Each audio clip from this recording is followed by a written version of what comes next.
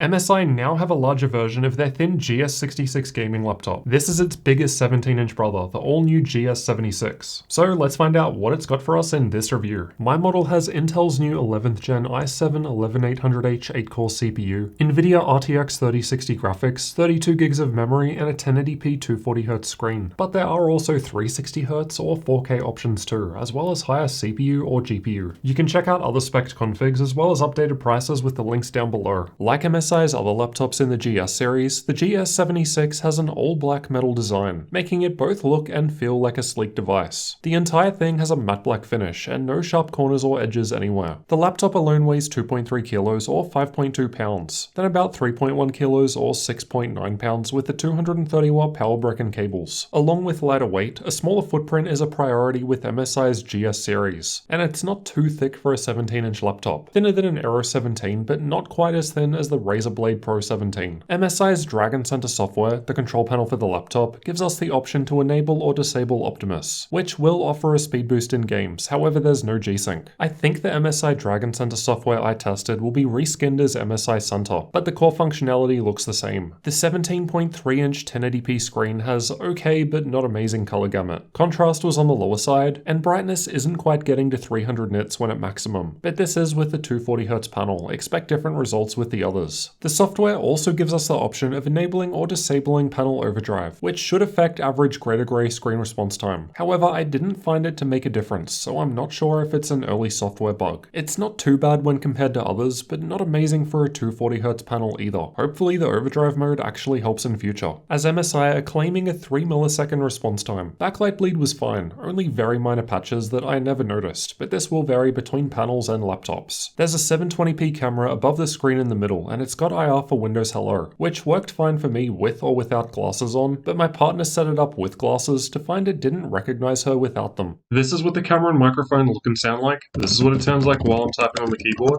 and this is what it sounds like if we set the fan to full speed. It's not the nice.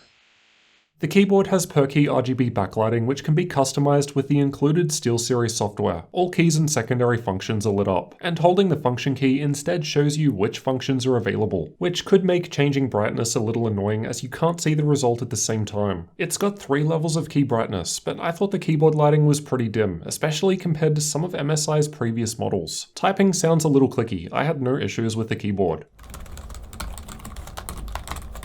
The power button is part of the keyboard on the top right, but an accidental mispress doesn't do anything. The precision touchpad clicks down anywhere and works alright, though it feels a little small. It's a bit narrow because the keyboard is pushed more towards the front, owing to the air vents that are found above the keyboard. The touchpad is also centered with regards to the laptop chassis, instead of being in the correct position, which would be centered relative to the letter keys. Despite this, I had no problems using it. My right hand didn't rest on it while typing, and even if I intentionally moved my right hand over to push down on the touchpad, no clicks were triggered while typing. On the left from the back there's an air exhaust vent, the power input, 2.5 gigabit Ethernet port facing the preferred way, 2 USB 3.2 Gen 2 Type A ports, and a 3.5mm audio combo jack. The right has a USB 3.2 Gen 2 Type C port with DisplayPort support, SD card slot, Type C Thunderbolt 4, HDMI 2.1, there's an air exhaust vent on this side too, and a Kensington lock slot. Now both of those Type C ports connect to the Intel integrated graphics. If you disable Optimus and then reboot, you can't use them because the integrated graphics aren't available anymore. So this means that you can only use DisplayPort via the integrated graphics. The HDMI port on the other hand does connect directly to the NVIDIA graphics. This might be an issue for VR users as I think that requires DisplayPort with a direct connection to the NVIDIA graphics. So that's not possible here as both of the Type-C ports connect to the integrated graphics. The Thunderbolt 4 port provides Type-C charging. However, when testing with my usual eGPU enclosure, I found that it would keep starting then stopping. So not sure if this is a bug or just an issue with my charging source. Technically the enclosure is Thunderbolt 3, but it still offers 100 watts over Type-C. The back has air exhaust vents towards the corners, more on one side than the other, while the front is clean with a small indentation in the middle to aid with opening the lid. Opening with one finger is possible, and the lid goes quite far back, but not the full 180 degrees. And while doing this, I noticed that it's not too difficult for it to slide around with only a little force. The hinge design looks a bit different compared to the GS76. I can't really comment on long-term use as I've only had it for a couple of weeks. There's some keyboard flex, but it's not noticeable during regular use. Previous GS series laptops from MSI had more flex at the back over the air vent, but that section felt pretty solid with the GS76 comparatively. Light touches show fingerprints pretty easily, but the smooth surface isn't difficult to clean with a microfiber cloth. The panel felt a bit wobbly despite it being metal. While carrying the laptop around or moving it, I'd noticed the screen move. However, I didn't notice this happen while sitting there typing on it. The bottom panel is metal too, with plenty of holes for air ventilation towards the back. Getting inside requires removing 13 Phillips head screws of same size, and the panel was easy enough to pry open using the tools linked in the description. Inside we get easy access to the two M.2 storage slots and the Wi-Fi 6E card. The motherboard is reversed here, so getting to the RAM for a memory upgrade is a more involved process, as you need to disconnect and take out the motherboard. The front-facing speakers are on the left and right corners right down the front. They sound okay with minor bass, but not great. Even at half volume, there was noticeable palm rest vibration, which you can hear as some distortion. They can get quite loud at maximum volume, and the latency mon results weren't looking great. The GS76 has a 4-cell 99.9 Wh battery, the largest size you can get in a laptop. It lasted for about an hour and a half in a game, but under 5 hours in the YouTube playback test with Optimus enabled. Longer than running with Optimus disabled, as the Nvidia discrete graphics use more power. It's not doing that well when compared to others. The next lowest laptop with a similar battery size, the Gigabyte Aero 15, was doing much better, but Tom from XMG did note to me a potential battery drain issue with 11th gen graphics, so this may improve over time. Let's check out thermals next. MSI's Dragon Center software lets us change between different performance profiles, which from lowest to highest are silent, balanced, and extreme performance. Extreme performance lets us overclock the GPU core or memory clock, but no overclocking was done by default, and we can also enable cooler boost, aka max fan here. You can customize the CPU and GPU fan speed by going to user mode and selecting advanced fan speed. The idle results down the bottom were a little warm, but no problem. I've run stress tests with both the CPU and GPU loaded up to represent a worst case, as well as playing an actual game. The CPU, shown by the blue bars, was thermal throttling at 94 to 95 degrees Celsius, so in many of the tests with higher performance modes, though the GPU, shown by the green bars, wasn't hitting this limit. Enabling cooler boost to max out the fans lowers the GPU temperature a fair bit, but it's not enough to affect the CPU temperature, and the cooling pad I test with, which is linked below in the description, makes less of a difference. Now, this is my first time testing an i7-11800H system, so I'm not sure what to expect here, but I might be spoiled by seeing Ryzen laptops passing 4 GHz on 8 cores in this test. Granted, this is also a thinner machine. Silent mode wasn't offering a playable experience here. The GPU was capped too harshly. The CPU speeds actually drop in balanced mode, apparently because the GPU is now instead getting that power. Despite extreme mode's thermal throttling on the CPU, we can see that cooler boost and then the cooling pad are still able to offer performance improvements as the level of throttling is reduced. Silent mode appears to cap the CPU to 30 watts. For some reason, dynamic boost seems to have left the CPU limit the same in balanced mode and instead boosted the GPU to its maximum of 95 watts, but only in the stress test and not the game. Otherwise, the GPU was maxed out at 80 watts in the other tests. It's good to see that the CPU isn't being capped to 45 watts. Sure, this is probably the reason we're seeing higher temperatures and thermal throttling, but personally I prefer performance by default. But you could of course customize this in the BIOS, more on that later. Now it's worth noting that regardless of which GS76 you get, whether that's RTX 3060 graphics or up to 3080, they all have the same 95 watt maximum power limit with dynamic boost, or up to 80 watts if the processor is loaded up too, which is to be expected in a thinner laptop like this. Higher power limits equal more heat, and there's just not a whole lot of space for cooling here. If you want higher power limits or better performance, then you might need to consider a thicker machine. Here's how an actual game performs with these different modes in use. Balanced mode varied between 75 and 90 FPS. This is just the average of multiple runs. Not sure why there was so much variance there. Here's how the different modes perform in Cinebench R23. So super battery definitely restricts things as you'd expect for battery life. Otherwise, single core scores weren't too different in the higher modes. Multi-core sees the largest boost as we step up to higher profiles. This is the first 11th gen result I've got. The single core performance is looking quite good and definitely competitive with AMD's Ryzen 5000 options. However, the multi-core score is being beaten by a last gen 4800H in the Legion 5 just above it. Again, the GS76 is a thinner laptop, so I'd hold off judging 11th gen until I get more laptops. More performance was lost than expected when running on battery power in the same highest extreme performance mode. Most of the laptops don't dip below 1000 for single core. The keyboard gets to the mid-30s when idling, and it felt a little warm to the touch, but that's probably because the metal exterior absorbs heat. It's warm with the stress test running, again because of the metal body, and there's not too much difference between silent silent and balanced mode as the fans get louder. Extreme mode is a little cooler with the fan set to auto speed, then it's similar with cooler boost enabled. Though as we saw earlier, this helped boost CPU performance thanks to the increased fans. Let's have a listen.